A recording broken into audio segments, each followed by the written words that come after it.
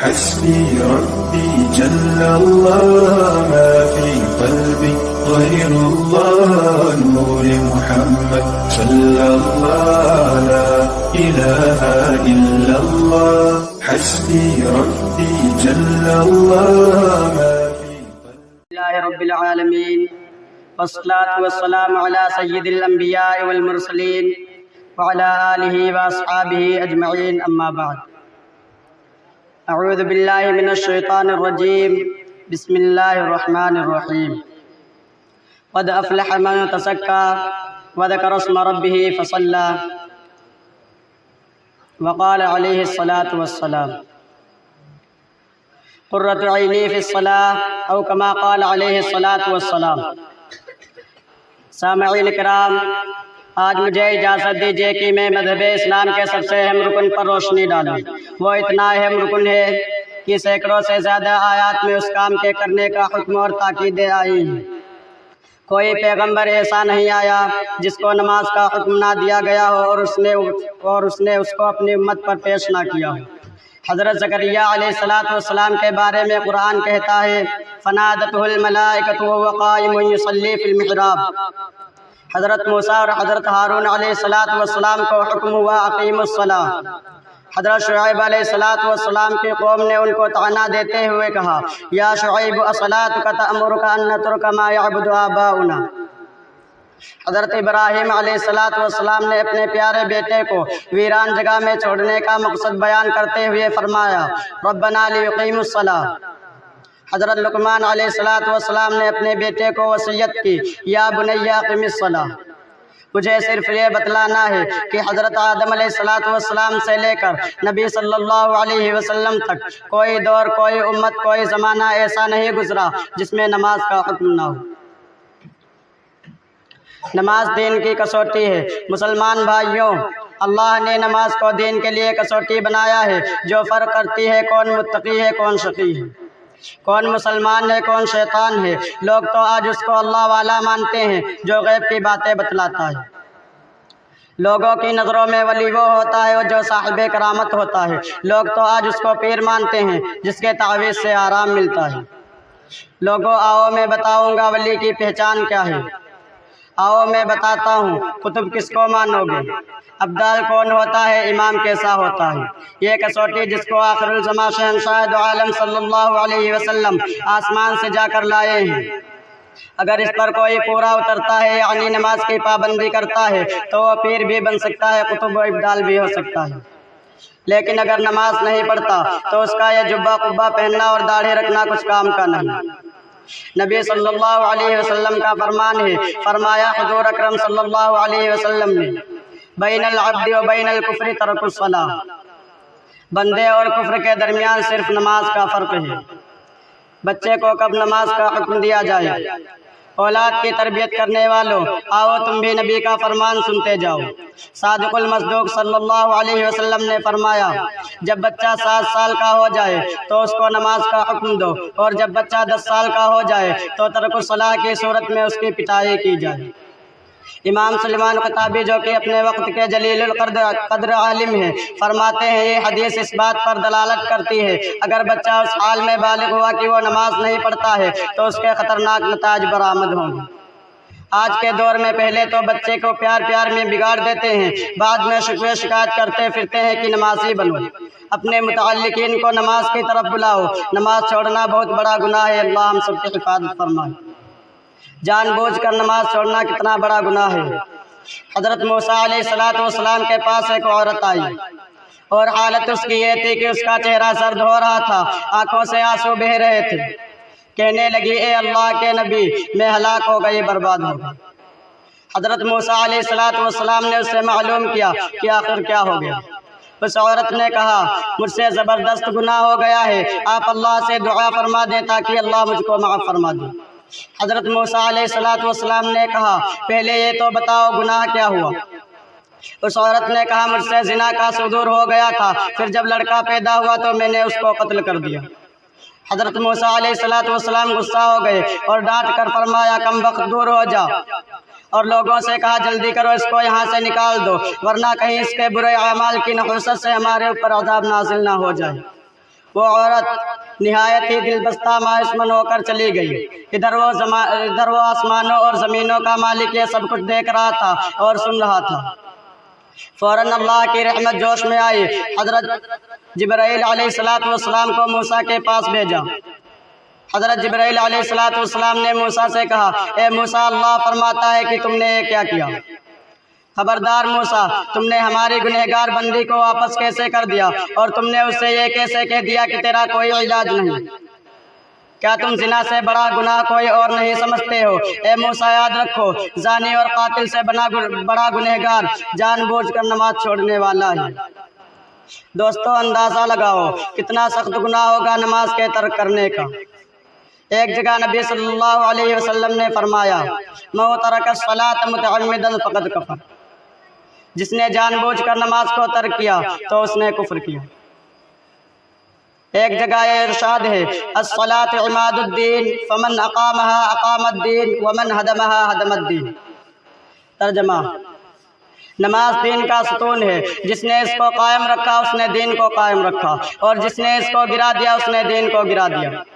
اس حدیث کے تحت حضرت ابراہیم نخعی، عبداللہ ابن مبارک، حضرت امام احمد بن حنبل اور حضرت اسحاق فرماتے ہیں کہ نماز چھوڑنے والا کافر ہو گیا۔ امام مالک، امام شافعی، امام علیہ الرحمہ فرماتے ہیں کہ اس کی گردن پر تلوار مار کر قتل کر دیا جائے۔ ایک جگہ محسن انسانیت صلی اللہ علیہ وسلم نے فرمایا، قرۃ عینی فی الصلاۃ۔ ترجمہ، میری آنکھوں کی ٹھنڈک نماز میں ہے۔ جب کوئی نبی کا امتی نماز میں کھڑا ہوتا ہے تو وہ نبی صلی اللہ علیہ وسلم کی آنکھوں کو ٹھنڈک پہنچاتا ہے، اور جب کوئی شخص اس کو ترک کرتا ہے تو وہ نبی صلی اللہ علیہ وسلم کو تکلیف پہنچاتا ہے۔ بے نمازی سے زمین کا ڈرنا۔ حضرت عمر فاروق رضی اللہ عنہ کی خلافت کا زمانہ ہے کہ ایک بڑھیا کا تیل زمین پر گر گیا۔ زمین نے اس کو پی لیا، جیسا کہ زمین کی خاصیت ہے۔ لوگوں، بڑھیا کی ایمانی فراست تو دیکھو، اور کتنے عدل و انصاف والی حکومت ہوگی کہ بھیڑیا اور بکری ایک گھاٹ پر پانی پی لیا کرتے تھے۔ بڑھیا اپنا مقدمہ لے کر امیر المؤمنین حضرت عمر فاروق رضی اللہ عنہ کے پاس گئی اور تیل کے چوس لینے کی شکایت کی۔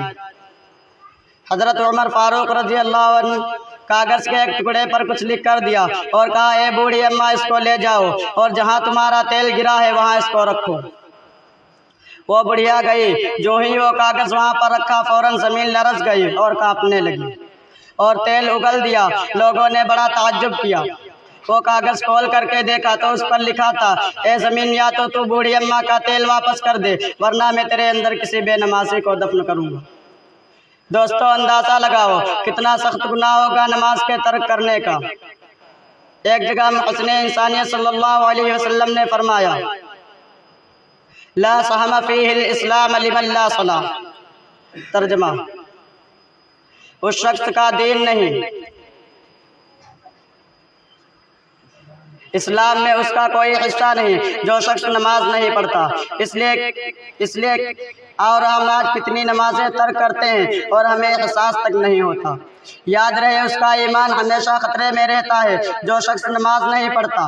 خطرہ ہے وہ کسی وقت بھی شیطان کے مکر و فریب میں آ کر کفر و شرک کی وادیوں میں بھٹک جاتا ہے۔ ایک حدیث میں یہ ارشاد بھی ہے، لا دین لمن لا صلاۃ لہ انہا موضع الدین کموضع الراس۔ ترجمہ، اس شخص کا دین نہیں جس کی نماز نہیں، اس لیے کہ نماز کا مقام دین میں ایسا ہے جیسا کہ سر کا مقام بدن میں۔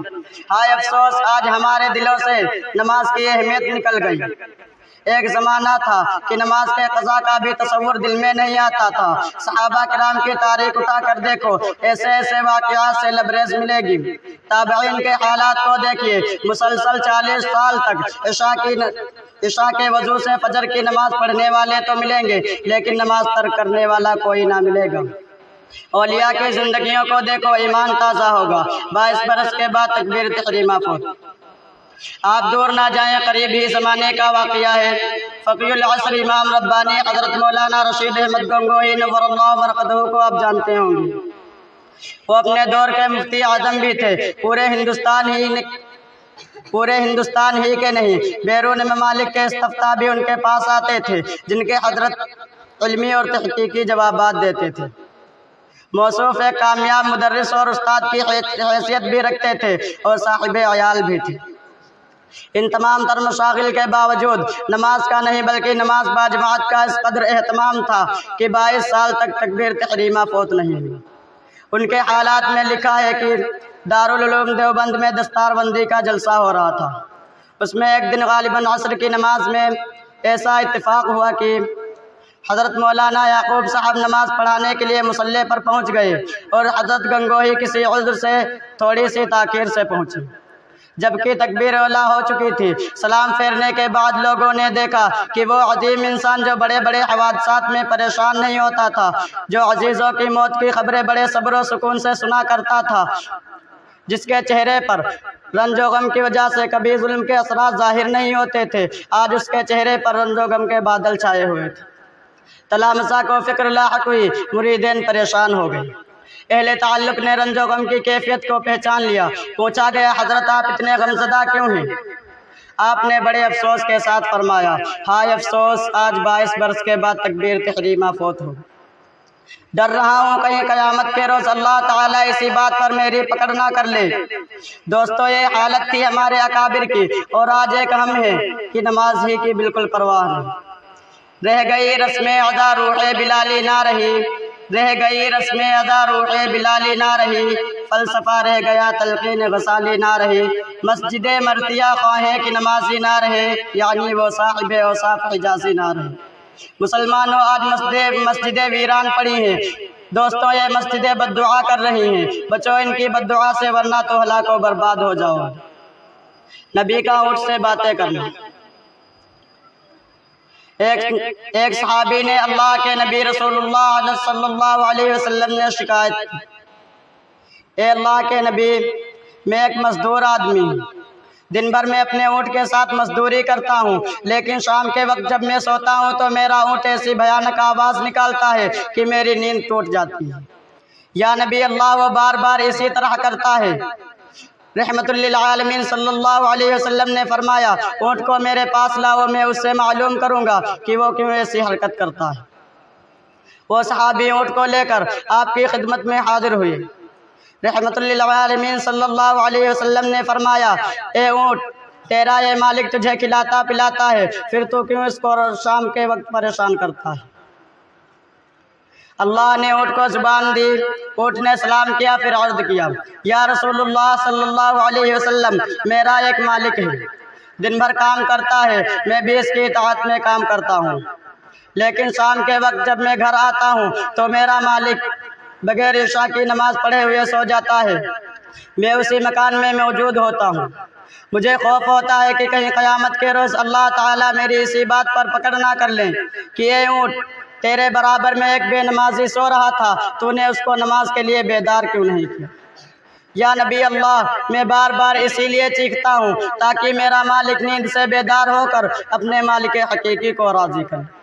اب بتلائیے اس میں میرا کیا قصور ہے؟ کسی شاعر نے کہا ہے، کس قدر تم پہ گرا نماز کے لیے بیداری ہے، کس قدر تم پہ گرا نماز کے لیے بیداری ہے، ہم سے کب پیار ہے، ہاں نیند تمہاری پیاری ہے۔ امت محمدیہ کے علم بردار، بچے کی پیدائش پر اس کے کان میں اذان و تکبیر تو ہوتی ہے، غور کرو کہ ہماری اذان و تکبیر تو ہو چکی، نماز ہونے والی ہے، اور اس سے پہلے کہ ہماری نماز پڑھی جائے ہم کو چاہیے کہ نماز پڑھیں، جس کو نظم میں یوں بیان کیا گیا ہے، تکبیر اذان تو کانوں میں ہو چکی، فقط باقی رہی تیری نماز اے بے خبر۔ جب مرتا ہے بے نمازی اے نمازیوں، پڑھتے کیوں ہو جنازہ ناپاک پر نماز۔